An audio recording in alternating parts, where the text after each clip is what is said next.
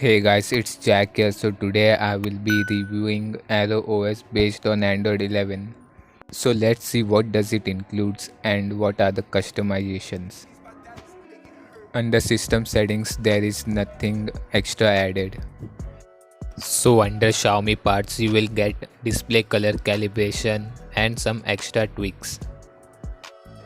From display color calibration you can select presets or manually adjust them. There is also a toggle to change SE Linux mode from permissive to enforcing. You can also enable CPU boost and GPU boost. So under gestures, you will get all the gestures that are available in this room. Whether it is quick open camera, quick touch, 3-finger screenshot and navigation, all of that is available here.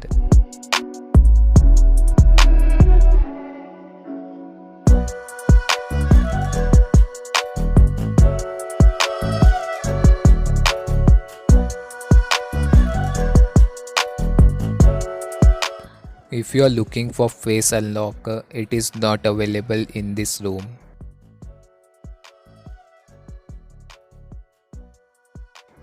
So under sound settings, you will find all the basic stuffs from Android like vibration settings, media player settings and more.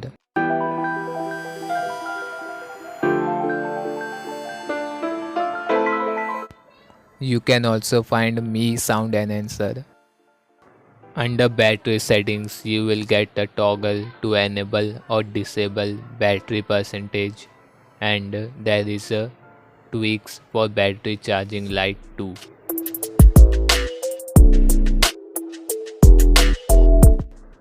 Besides the normal things from Android, here you can get color themes for dark mode, ambient display settings, weather settings and more. From styles and wallpapers, you can create your own theme.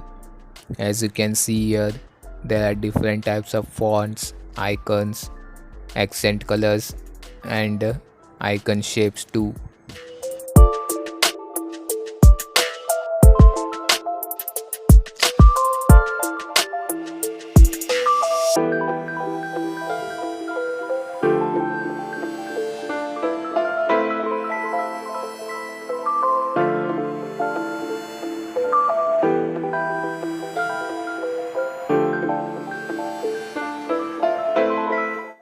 So under lock screen settings, you can find double tap to wake, always on display and more.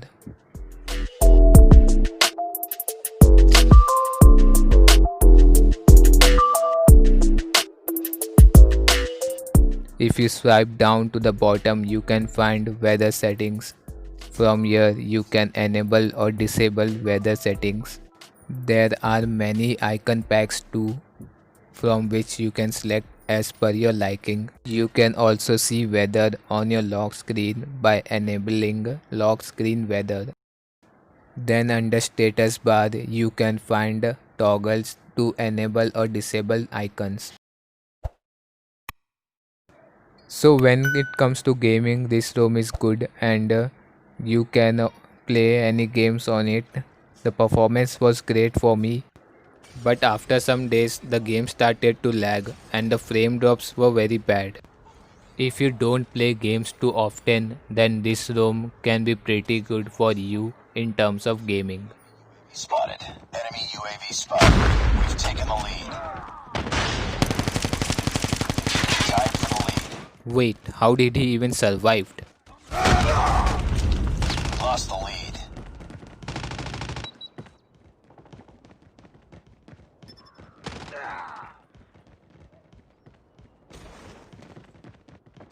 It's too close. Fight harder. Care package inbound. Sentry gun deployed. Hostile sentry gun in your AO. Taking the lead. Sentry gun ready for deployment.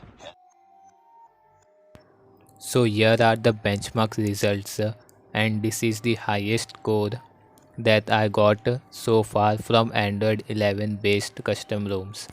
So the settings for this test was 100 threads and it gave an amazing result, as you can see.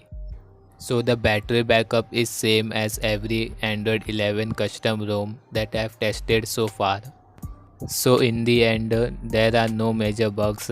The only problem was Deep Sleep was not working, but luckily it has been fixed in the latest build, as the updates are nightly.